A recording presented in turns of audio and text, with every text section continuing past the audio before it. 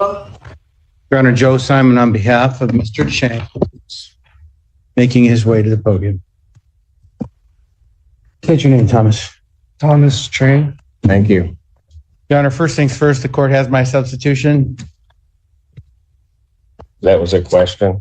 Yes. I did. Yes. Thank you, Your Honor. And secondly, the request that I'm going to make is contingent on we want to address bond. That's okay? Sure. Your Honor, I told Ms. Grosso I'm requesting only a 10% privilege. I'm not going to request a bond reduction at this time. My client's 22 years of age, has no prior criminal history. His bond is currently set as $200,000 cash or surety. I understand I wasn't at the arraignment, but the safety of the victim was an expressed concern by the people, as well as his possible risk of flight. I can tell Your Honor that my client is a United States citizen. There's some information that his family resides in Saudi Arabia and that is his permanent address. Well, that is true, and it's also not true at the same time. But he's a United States citizen who has a residence here. That is his full-time residence. Your Honor, I'm only asking for a 10% privilege because the bond could have been posted. The problem with the surety bond, as the court knows, is that the family or others who post it lose that money permanently. And if it were to be a 10% privilege, the family, assuming someone complies with their conditions, will get it back, less 10% for administration. And that is our request. Now, my client's family is here. They came from Saudi Arabia. His parents are here today in the front row, as well as his uncle who lives locally. The complainant and my client do not live together. They do not attend the same university. As I understand it, she's a student at the Eastern Michigan University. My client's a University of Michigan student. They do not reside together. They have no reason to have contact. And my client would abide by that. So in other words, Your Honor, my request isn't yet this time to try to lower the bond, but simply to the court allow to a 10% privilege. Again, the surety. But the surety, I mean, if we're really, just to be blunt about it, if we're really talking dollar amount, I understand what you're indicating to the court. But if it's a 10%, who's pledging the additional amount? Well, there wouldn't be an additional if it's 10%. So, surety, are you asking? 210%.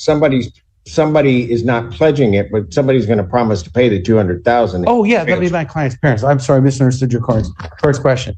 And you're right, Your Honor. There's just two differences on a surety. Surety is number one difference is the court would be holding $200,000 for the pendency of the case. At the end of the case, it would be returning $200,000, but the person who paid the surety would be out $20,000 permanently. In this case, my client's parents would post a $20,000 if the court permitted a 10% privilege, and they would be responsible. I mean, I understand the argument, Mr. Simon, but I mean, again, to the extent a dollar figure to secure the defendant's presence is necessary, it almost seems to me that one might get to a $2 million 10%. Oh, Your Honor, my client has ties here. He's retained client counsel. I'm just saying. I'm just talking in terms of the argument regarding the amount. Oh, that's all I'm saying. If to the extent that the $200,000 is the amount that needs to be secured. Yeah, and frankly, I think that's a very high bond, but I don't think it would ever be higher. And here's why. Here's why. My client's guidelines on his worst scoring, if we go best to worst, are in a straddle cell.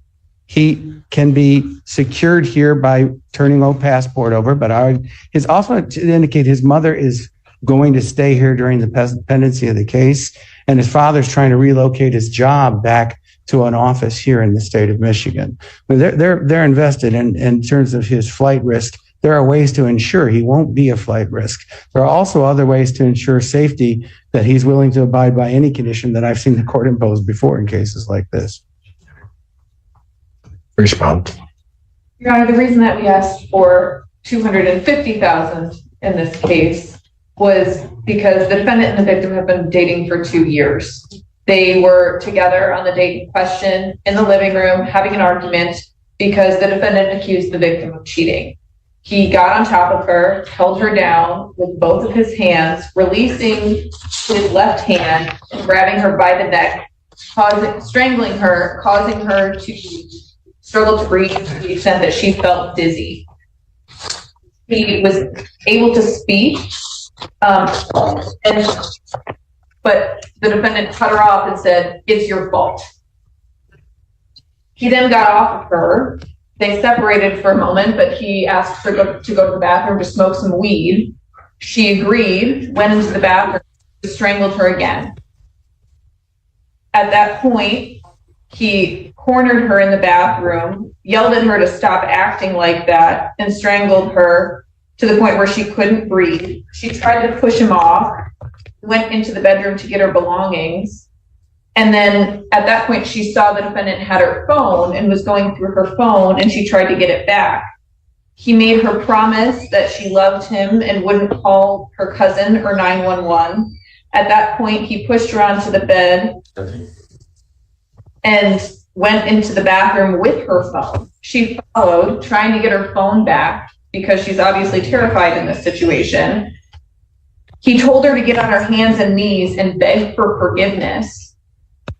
When she refused and stood up and tried to leave, he strangled her again, a third time, from behind, pulling her backwards. He started dragging her from the bathroom to the bedroom and threw her onto the bed. She couldn't breathe. She blacked out. She couldn't speak. He tried to get her phone back because he still had it at this time. And at that point, he again reiterated that she needed to promise him that she loved him and that she wouldn't call him. Continued to push her down, to pin her down.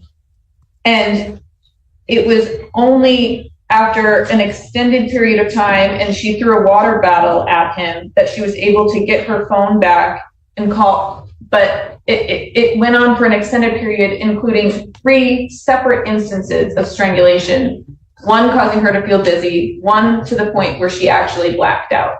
This was a prolonged, continued period of violence, and we have a significant concerns for the victim's safety.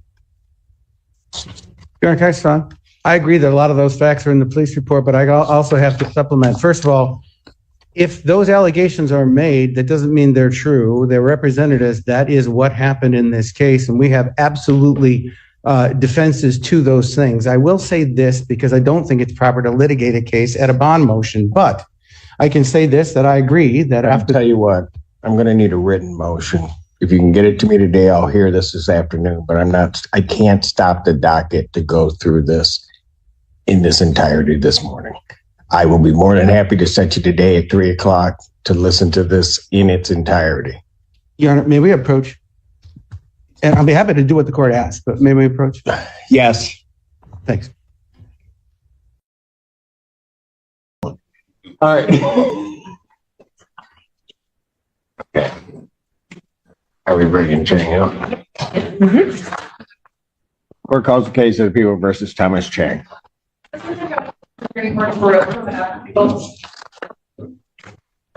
Your Honor, Joe Simon on behalf of Thomas Chang. State your name again, Thomas. My name is Thomas Chang. All right. Where are we on this? Your Honor, first of all, appreciate you allowing us to come back on the docket. Your Honor, this morning I started by saying I didn't want to make a bond reduction motion and instead was requesting a 10% privilege. And I think that technically that probably is a reduction in a sense. But I didn't want to make a bond reduction motion because I'm just coming up to speed on the case and I didn't want to go into all the detail, et cetera. There's videos to go through, et cetera. So if the court is going to, I've already made my piece on my request for the 10%. If the court is going to deny that request, then we're just going to ask the court to set a PCC date out a little bit.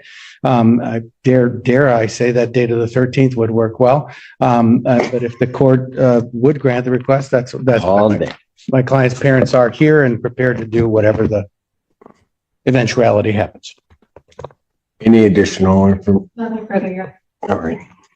The court, in listening to the argument on the case and reviewing the file, because I was also trying to get as much information as I could from the original arraignment, and the like, which I had not reviewed or looked at or in any way processed. But in looking at that, the court would not believe that a 10% privilege on this particular bond, given the circumstances of this case at this time, would be appropriate, or find that the magistrate in any way abused their discretion in doing so. So the motion for that modification is denied. Thank you, Your Honor. I do want to know if the court could possibly give me a copy of the pretrial release order as it stands, because I don't even have that. If I can get that. The release. Or that, sorry, the boss. Yeah, it's generally